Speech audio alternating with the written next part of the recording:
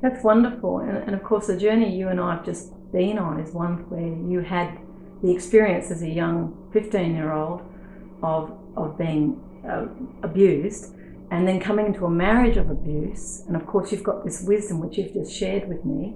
What happened in respect of that marriage? Did it end or did it continue?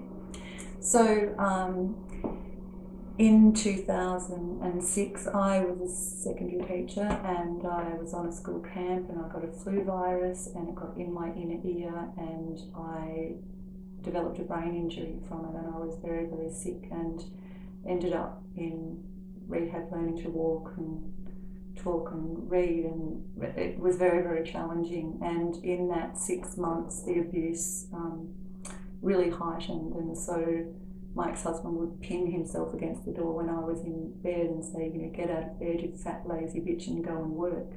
So I discovered that my worth to him was only about earning money. My worth was always collated to money with him. And so after having lots of kinesiology and healing from a beautiful friend of mine, I actually got me up on my feet. And after 6 months, the abuse had just got so much worse because I wasn't earning money. So my worth to him was no longer there. I just was unable to teach anymore because I couldn't do the things I used to be able to. And it wasn't a visible thing. So you couldn't see this problem, this vestibular problem with my brain and balance. So my life at that time was completely out of balance, and I'm very passionate about teaching and helping people create balance in their life now, which is actually balancing the masculine and feminine within ourselves, but it extends out into every area of our life.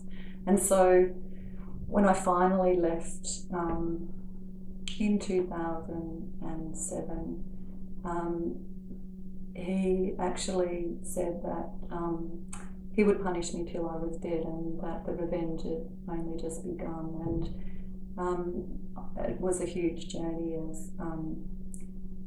destroying our house, painting red lines over every crack, pulling out all of the fittings out of the house, burning my personal items, changing locks, chasing me, you know, and I tried to get protection, and back then there was none. So thank goodness, since Rosie Batty's tragedy, that things have really changed. But he was, even as I tried to get protective orders, he was able to, and was the last man in Victoria to be able to cross-examine me when I was trying to get an intervention order for protection for myself and my children. So it was very, very traumatic. What was that like, you know, that in that sort of feeling? How did you feel in respect of your own safety and your children's safety with him threatening you and saying that he's going to pursue you to the end of your life? Or was he going to take your life? Did he express that? Well, I tried to use a changeover centre. So actually, what actually happened, I'll just skip forward a bit. So 18 months into it, he planned and abducted my youngest child, and he'd worked on him for that time in his head, and the power of the mind, and being told that I was no good. And my son thought he would have nothing. He used to say to him, I could hear it, he had him on the phone every night saying, you know, if you stay with her, you'll never have anything. You'll never have anything good. And everything I bought him, he put down. And so he used money and items and possessions and things again as a mechanism. So he planned to that he would take him on this particular night. And so he made my son lie to me about where he was, and he was missing for an hour and a half, and we went looking for them and couldn't find them. And when we did, I had my daughter in the car with me. He rang 000, and even with an intervention order, the police went to him first. And so I actually had no protection. There was just nothing. It just seemed like everything was kind of going against me. But fortunately for me, I do understand the higher aspect, the spiritual aspect of life, and looking in from a soul's perspective, certainly down the track, because it took me on a journey of a mystic, and I ended up, I wouldn't have been able to go through this journey and understand what I do now if I had have not lost my son, because in fact, I have never seen or spoken to him since that day. And no matter what court system or anything I went through, no one could help me, because by that stage his brain was so brainwashed that his father took him to court to get him to say to the magistrate, I never want to see my mother or sisters ever again. And the power of that was just so incredible, because the longer he had him and the more time he had to work on his brain and to convince a little boy that he didn't need a mum. And we had the truth of our relationship and love is that morning before he went, he's giving me the most beautiful koala cuddles, and he always did. And so I know the truth in my heart of our relationship, and when he can awaken and understand what actually happened to him, that he's grown up now without a mum. What would you say to him if he was listening to this?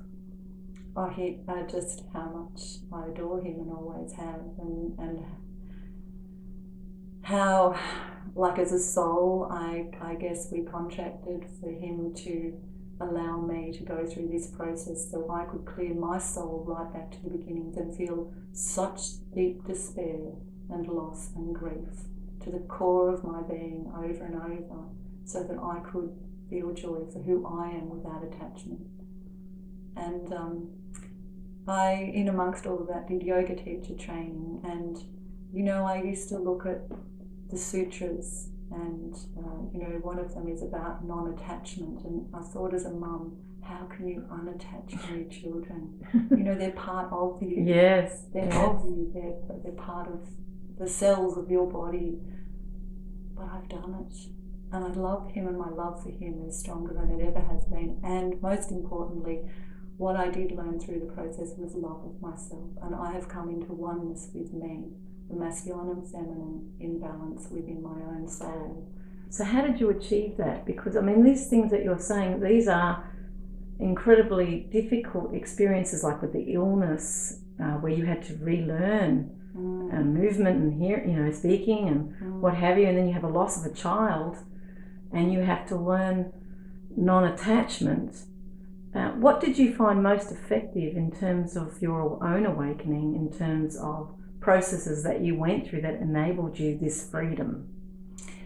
So after about 3.5 years, he threatened that one day I would wake up and there would be a shotgun at my front door in my face. And so I had quite bad post-traumatic stress at that point, and every time I opened up the door to a person selling energy or whatever, there would be a man on the other side, and I was never quite sure. So adrenally, I had extreme adrenal fatigue, and so I decided that I needed to move away from my hometown and move probably far away to a beach to recover. I needed nature, I knew that much. So I left all my family and friends, everything, and I went to live in a country town by the beach. So I was actually alone, and so in aloneness I journaled every day. So one of the most beautiful things to get to know your own soul is to start to write. And so I could barely get out of bed a lot of the time. I was just so sick, so dizzy, so weak, emotionally, mentally, physically, and spiritually, just absolutely broken down. So on every level, and I had to allow myself. And one of the most incredible things is the judgment that I felt from everybody, because I wasn't working. I looked to everybody else like that I was just this helpless thing. But in fact, I was quite aware that there was something much bigger going on for me. And when I moved, I actually didn't know anyone in the town that I went to, which to have no family when you're really sick, but my safety was paramount. And I had studied health and human development years ago, and I always remembered Maslow's hierarchy of needs. And at the bottom is safety and physical needs. Yes, physical needs. And for me, right at that point in time, was all that I could manage was just to stay afloat, basically, to eat and think of how I could try and get well. And I had always been so sensitive, I couldn't use drugs. So really for me, it was homeopathics and natural remedies and yoga and meditation and writing and anything nurturing, walking on a beach, my pets, because they're so unconditionally loving. And very interesting, one of the greatest healing things that I had in my life was that the first person I met in this town was my twin soul. So I met the eyes of a beautiful man as I was looking for my house. And that relationship, as it turned out to be incredibly painful, because a twin soul mirrors to you everything within your soul that is unhealed. So any relationship that we have actually has that potential as well in every situation. So if I had carried within my soul rejection, feelings of rejection, and I'd never felt them, because as a child we don't have the capacity to know that it's okay. We get stopped from feeling. So we don't know how to get that out. We feel rejected, but we just store it. We don't verbalize it, we don't cry it out. We just keep putting it inside somewhere until it just builds up like Mount Vesuvius, and it blocks our inner knowing and our sense of who we really are, because we're so cluttered up with feelings that are unresolved. So what actually happened is every bit of rejection, every bit of abandonment, every bit of fear, every bit of despair, every bit of everything that had never been addressed in my life, of everything from, it seemed like, right back to the beginning. And my understanding of the twin soul now is that it actually clears the soul for my soul group and for my soul right back to the beginning. It's been a very long process, and it looks to everybody else like you're completely dysfunctional. But I actually know my own soul right to its core. I know every strength and weakness, every gift that I have, and it is such an amazing blessing. So as you travel through what's known as the dark night of the soul, that's actually the clearing and the cleansing to allow you to be the true spirit in human form that you've come to be. And yet there'll be people who'll go through the dark night and suicide, believing they can't take the pain. So what you're saying here is that this is actually the very levy of liberation. Freedom. Yes, because you have to face your demons, as they say. Every single one. And there were so many times I was on my knees, down like I was in a mosque, hands down, praying. And the most important part of my journey through this is that I started to see why we go through this journey, because we develop patience, kindness, gratitude, just for the most simplest of things. I felt so abundant, and yet I looked to everybody like I had nothing. I had no one around me, and I had no love actually being physically given to me other than from Source, to know that I was actually protected. And this was a process I was going through, a mystic's process, to actually be able to connect with my true self and with Source of our creation, and find joy within myself, with nothing else, not external things, no job, no children to cling on to, no partner to cling on to, nothing that mattered particularly. So, and not even really physical health. And I sort of smile when I hear your story, because I hear my own story in your story, in the sense that you can't know love until you love yourself. Absolutely. And you can't know that self-love when you're in a group of people. You have to actually be isolated in order to really be able to see the dark and the light within. Yes. And so life conspired, and even this ex-partner was part of this game, this play, this role that played out in order for you to be put into a position where you felt total breakdown. And of course, Eckhart Tolle talks about trauma, when people go through war zones or they're in great trauma and they've had everything taken from them. It's like a collapsing of the ego on itself. Yeah. And it's only after that sort of collapse that we have this incredible experience of connectedness with spirit or soul or source that we rebuild.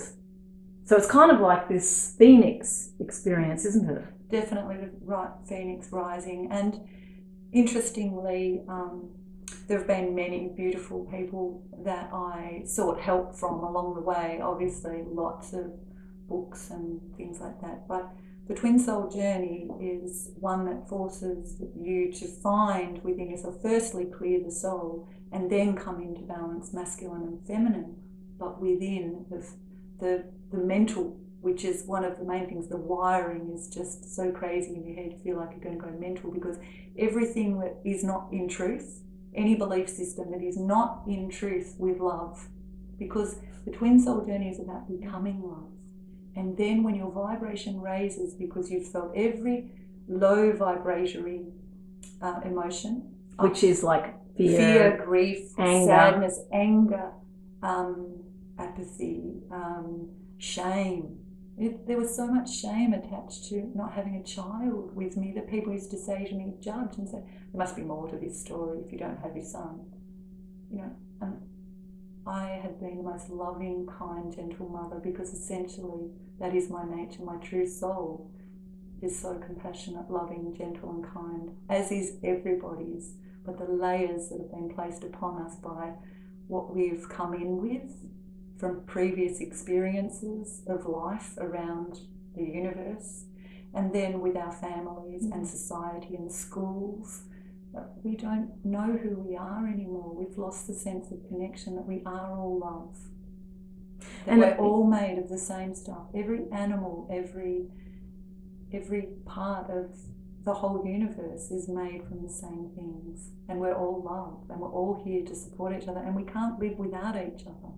So as I've found with the twin flame community around the world, is that they're all there for each other to help raise each other's vibration, so that we can all come into union within ourselves. And the most beautiful part about this is when we do, we draw our twin in the male form. I'm female, so I draw my male twin back to me, and we will demonstrate the truth of pure relationship, of relating when it's actually equal, honest and beautiful and true love.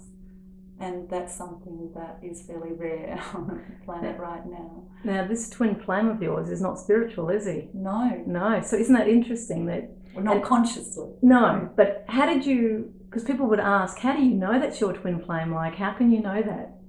They would say. So you feel, when you have connected very strongly and spent enough time in silence within you, which I had already done before. So I had trained in holistic counselling in 2001. I'd done yoga teacher training. I trained in teaching meditation. I'd done lots of spiritual work myself. I'd run groups for women back then to help them develop self-awareness, to learn how do we balance our life, how do we nurture that inner part of ourselves, how do we bring in the gentleness. And so I guess you're vibrating at a particularly quite fine place, but you haven't done all of the work. So you've already got to a particular place of awareness when you do meet them. Just before you continue there, I just want to throw in the question of vibration, because, again, this is very much a language within this type of community, but for people out there who would think, well, what does she mean by vibrating? Okay, you know? So there is a psychiatrist, David Hawkins, and he's written many, many books. One of them is called Healing and Recovery. And in Healing and Recovery, he has a chart, and he's actually worked out ways to measure the energy vibration of emotion. So they're calibrated in hertz. And so the vibrations we consider as negative vibrate at a lower rate. So maybe down at 25. That's why we feel down, isn't it? Down. You can feel your energy drops. Yeah, the energy drops. So there are lower vibrations. So you feel you haven't got the energy, you feel low. And then when you feel them and you've released it and you've cried, or whatever that may be, your mechanism to, or you've gone for a walk in nature, you've written about it. Tears for me are the best way, and if I actually feel it and cry, afterwards I go, oh, there's that sense of release. And so the vibration of the energy and that emotion lifts up, and even if it goes from despair up to sadness, that's a step forward. So if you're feeling really, really depressed and you write down there, every time you feel the depression, feel the sadness, feel the grief, feel whatever's being suppressed to keep you down there, you start to rise up. It's like the story of the donkey who was in the hole, and the farmer found him. He was down a well, and he said, I'm really sorry, donkey, I can't get you out, so I'm just going to bury you. So he shoveled dirt on his back, and the donkey went, no, I don't want to die yet, and stomped down, and the the farmer kept shoveling the dirt in, and eventually he rose up out of it. He stomped down all the dirt. and he came up out of the well. And it's exactly the same. The way to heal is right through there. You've got to feel it, shake it off, feel it and move up. And it builds you up. Builds you up so you feel it down there, and then you come up. And eventually you see there's nothing left down there. There's just no more despair. You've felt it all. But it took me 16 years, but 6 years of really solid work. But this is because I need to be a guide to help others to do this. But for everybody, there will be a different level. But no matter how much you do in this life, that's going to benefit you. The more you feel it, the more you'll heal it, and the more you'll come closer to love of yourself and then for others. And if we are, each of us be the change you wish to see in the world, which is what Gandhi said, it's just coming into that loving, peaceful space within ourselves. The world would be healed. It's a really simple thing. So you can't, that's really interesting, and that sort of opens up that thought form of people think they want to go out and save the world, and people put a lot of effort into, we've got to save these people, we've got to, make the world a better place, but they don't necessarily turn that inward to themselves. Like you can see activists who get very angry, who want to see change, but they don't realise that they're actually, the anger that they're feeling is preventing that change itself, because they're connected to everything. We need to come back to self. Most important thing is to come inwards and feel and heal ourselves. So take responsibility for what is going on for us first. And that's the most beautiful thing about the twin flame. So when you actually personally come in to love and the vibration of love, you attract and draw them back to you. And there comes the union. So when you have union within self and you start to vibrate out love, your actual body starts to physically vibrate at the vibration of love, because that's what you emanate. And so people are naturally drawn to you because you are loving and love. And we all are essentially our nature. We're all the same. We all came from love. We all go back to love. But we have the opportunity to live heaven on earth at the moment by understanding this. There's my understanding and the wisdom of relationship, which is my business. It's about how is this relationship of everything in life, the masculine and the feminine, bringing everything into balance, and then seeing the mirror from everything that comes our way. And if we're fortunate enough in this lifetime, and the more work we do, the greater chance we have of attracting our twin soul to us, the other half, the masculine of us, the masculine version, to live the most majestic kind of male and female relationships that you could ever imagine. And yet there'll be many people across the globe who don't believe such a thing can exist, because they see the role of women, the role of men, but they don't understand that once they let go of all these control mechanisms, and that's in both women and men, they free their partner. The partner's then free to love them as they are, and they can celebrate this union without any control whatsoever. There's absolutely no control then, because what happens in the mirror is that you have to own and look at your own control and manipulation. All of the patterns that exist in the male-female relationship, so much to do with sexuality, so much to do with just codependence, and why people stay in relationships, because they're too afraid actually to be alone with their own soul. So they would rather stay in something. But for me, my soul was driving me because I listened to my soul, and I couldn't stay in anything that wasn't in truth with my own knowing. So we have a knowing right in our solar plexus, in our in the centre of our tummy, really, just to the side. And that's our inner knowing that guides us. If we listen to it, you have to be silent to listen. And we're so busy in the masculine action orientated world, out there doing all the time, to sit and be with yourself just quietly is the first port of call. So unemployment could be a good thing, right? A really good thing. And particularly in a world where things are overheating to the extent that the system's collapsing. Yeah. So people are working on this treadmill, and yet globally you can see that things are actually collapsing. So the way of the world won't be the same in the future. It will really change, because my belief system growing up, or the belief systems I grew up with, that my worth as a person was about what job I did. And having had a father who struggled to stay in a fairly okay kind of job, he did, but it was very low grade sort of work, and he was in and out of, you know, mental hospitals and all that sort of thing all the time. So I decided, well, if I got a university degree, then I wouldn't be like him and I'd be okay and I could do a job. But I was sensitive as well. And so being in an institutionalised school system and watching children who I felt for them, because I'm an empath, naturally I feel for them, and knew that what they were experiencing was quite traumatic a lot of the time. And that I just wanted to teach children to cook back then, because I taught food tech and nutrition and things like that. And I just wanted them to learn the joy of how do I look after myself and cook for myself. But I had to give them grades out of 10 for everything, and it felt so wrong.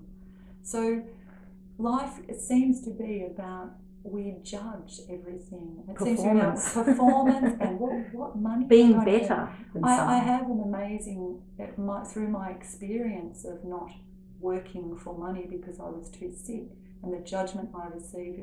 My family thought if I just got a full-time job, I'd be better, and they actually verbalised that to me. I was just so sick, people couldn't see that. So the way people treated me was that I was sort of a bit stupid or something, because a victim, I didn't work. Probably. Yeah, a victim. Yeah. But I was in a really deep process that was way, way more important than any amount of money could ever be. And the money in abundance will come for me now, and I will always be supported. But one of the most important things I feel is, well, if there wasn't money, one of my questions to everybody, if there was no money involved in anything, what would you be doing? What you love. What you love. And I love helping other people find their inner self, their soul, and know their own soul, because then they will follow their own path and come to love themselves. They'll have beautiful relationships, be working in something absolutely adore, and the money will just come. It'll be nothing to do with having to go and to the grind 9 to 5 every day. Who said that was any way to live? And I think too, there's that perception that we live in a finite world and there's only limited wealth. Yeah. So we got to get our piece of the pie, and this is where the competition comes in. Yeah. And I have to make sure that I get the best paying jobs, and then from that my identity is connected to how much I'm earning, my prestige, and by contrast, anyone who's not earning that or in that clique is considered less. So we are creating inequality through a money system which rewards not necessarily the jobs that are going to sustain the planet, but it's rewarding jobs that are considered to make more money. Definitely. And that's our imbalance, isn't it, with the earth itself? And the masculine and feminine again. Yeah. And I was treated through that time like I was worthless from so many people. And I'm highly educated, highly intelligent, and above all, I know my soul and love my own, who I am. I know my gentleness, my kindness and compassion, the things that really matter. So the virtues that you learn through hardship and through the journey of a mystic, and we all have the capacity to learn those, even if we're not having to teach it. But they're the things that really matter. And when we treat others and ourselves primarily with that first, have compassion for self, kindness. Compassion is at the top of the vibratory scale, above love, because it's to actually walk in another's shoes, to imagine what that feels like, to be someone else, and to truly have loving compassion means that you must have gone through the process of forgiveness. So surprisingly to everyone, I have forgiven my ex-husband for all that I have been through, because I know his soul has contracted in some way to support me to know who I am, because in this lifetime I get to live as an enlightened being and actually live heaven on earth and experience all of those things.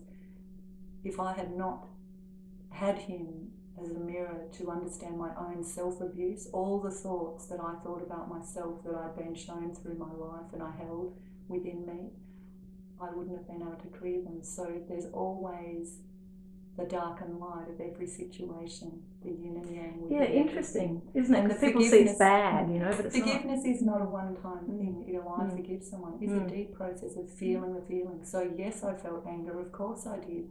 I was furious. I was sad. I was beaten.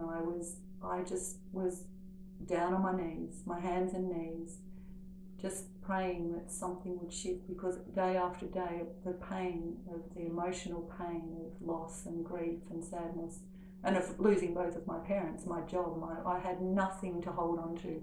There was nothing external. I only had me internally to work with and my creator, and feel that love from somewhere, because there was nothing external for my worth to cling to. So that's really how we come into oneness with ourselves. And then we see the oneness that extends beyond that is actually that we need each other. So every person that came into my life showed me my judgment of myself.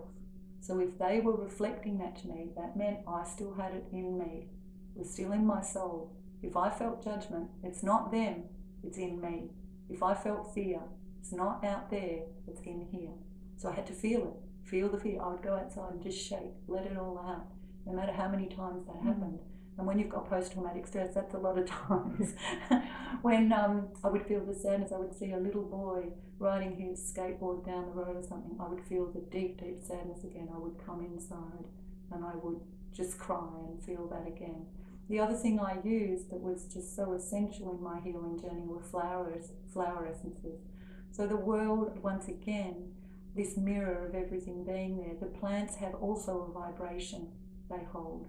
And the wisdom in those is that they resonate different vibratory hertz, the same, to lift us out of the despair naturally. They're not a suppressant like antidepressants. They don't suppress it. They allow the emotion to come up and out. So I've used hundreds of them, and I've got about 100 of mine, different ones from all around the planet. And they each have a different resonance with a different particular purpose. And so that helped me heal, because it kept bringing it up more. And that's why people often go into nature, don't they? Yeah. For holidays, because they're trying to feel peace. Peace, because the resonance comes from that. So if you follow the guidance of your soul, it actually teaches you to what vibration you actually need, what you need to help you. And there's many, many, different forms of that, and many, many different healing modalities that help.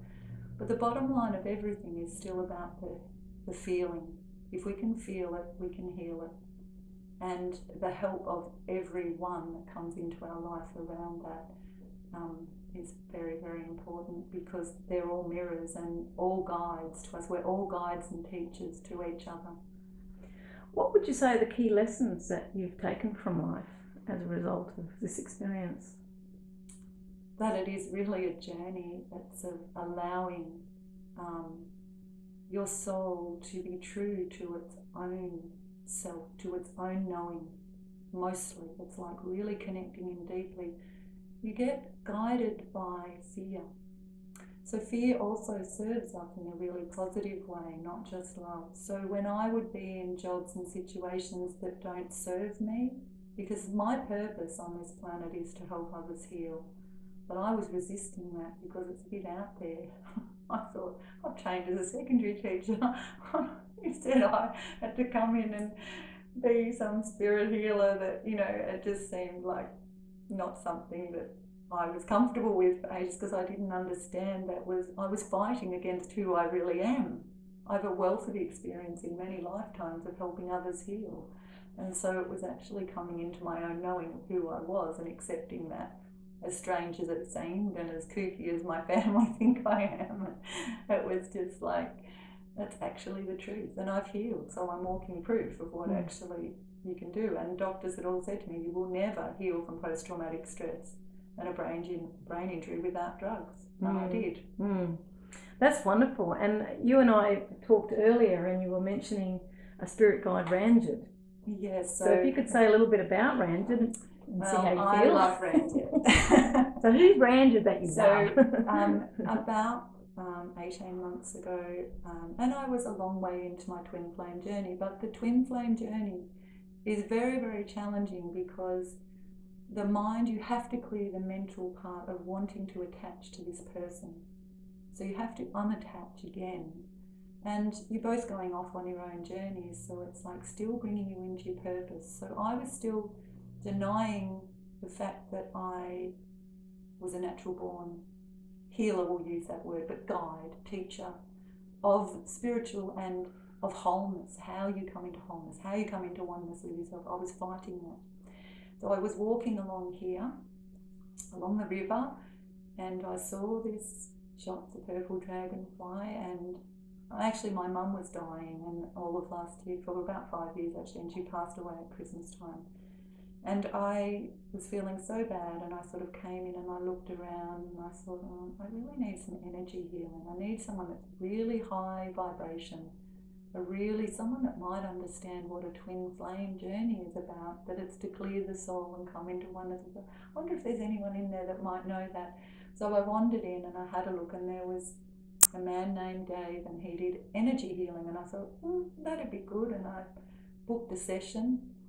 And I came in, and so what I discovered is Dave, this man, is able to meditate, and his soul leaves his body, and a beautiful benevolent group or man named Ranjet comes in, and pure spirit sees every grid line in your body, every energy line, the meridians, and he works on your body. But he's my guide, and he started to teach me that as he healed through some of the remaining parts that were still not in alignment with my soul, my bodies that you can't see, so the emotional, mental body, the etheric bodies, the energy system that flows out from the physical body is what he works with and brings it into alignment, so you can come into this wholeness to help others. And so he has been training me and teaching me, so that I will be able to also work with him to help others. So it means that you're then able to work clearly with energy, and the person that is on the table, you work and you can see their energy field, and you start to be able to clear what's blocked within it. But because of my understanding of emotions particularly, that's my strength. So going into the feeling part and working with that. So Ranjet has been instrumental and incredible in actually teaching me of how we are all teachers and guides to each other, because every person that's on the table gives me the opportunity to learn and grow and develop more of my gifts as I work with them and help them heal. So you'd be a hands-on healer then? Yes. So as I put my hands, I'll be guided to place my hands where the energy is needed, where it's blocked, and then that will release. How does that feel for you? Do you do what Dave does too? Like, do you leave? Does your spirit leave and Ranjit come in, or? Well, that's the next stage of my evolution. So that is what I'm looking forward to. Yes. And so Ranjit and I have had a very loving relationship always in spirit. And he said to me, we've worked together before and we'll work together again. And that's the next chapter, I guess, for me as it evolves. And we have a very deep connection. So it's absolutely beautiful. Yeah, so hopefully he will start to speak through me to others and definitely help me. So when from my human experience and my soul's experience, if there's something I don't understand, he will always be there to guide me to help others. That's wonderful. Just wondering, as a last question, what do you see in the future? I see my twin and I together so that we can create a healing centre where people, with no matter what's going on for them, can come and receive healing. And hopefully my wish is that I'll be able to help people with cancer and things like that to actually heal, take them right back into their soul, just to help people to learn to love themselves, and that this planet will change very quickly, because for each one of us who come to this place of oneness and love within us, we affect our entire soul group, not just our family, our soul group. There's hundreds and thousands of people And so it's just the most important work on the planet that we could ever do, and it's all unpaid. Often, and that's what Often, love is always. It can like come that. with an exchange as we get really great at what we do, but it's not our motivation. No. Our motivation is to heal for the love of others and ourselves. So you have a website, I'm gathering. I do. Yes. What would that be? It's called Wisdom of Relationship. Yeah. So if people want to contact you, they can contact you through there? Through there, or Margie Joy 333@gmail.com. Well, Margie, it's been absolutely illuminating and exciting talking with you. And I've certainly seen through your face this beautiful warmth and wisdom that comes through as you start to connect into your purpose here. And it just goes to show that even though we go through hardships and trauma in life, these things are kind of ways and means of flushing up the various parts of ourselves unhealed until we get to a point where we've collapsed that ego and we're then allowing that beautiful love and energy and light to come through so that we see the world as it truly is. Yeah. So I'd like to thank you very deeply for sharing your story and what you're doing for people today. And I very much look forward to hearing more about your journey in terms of Ranjit and where that takes you. Yeah. So again, thank you so much for your time. I really Thanks, appreciate it. Thank you for the opportunity. Lots of love to all. Yes, bye-bye.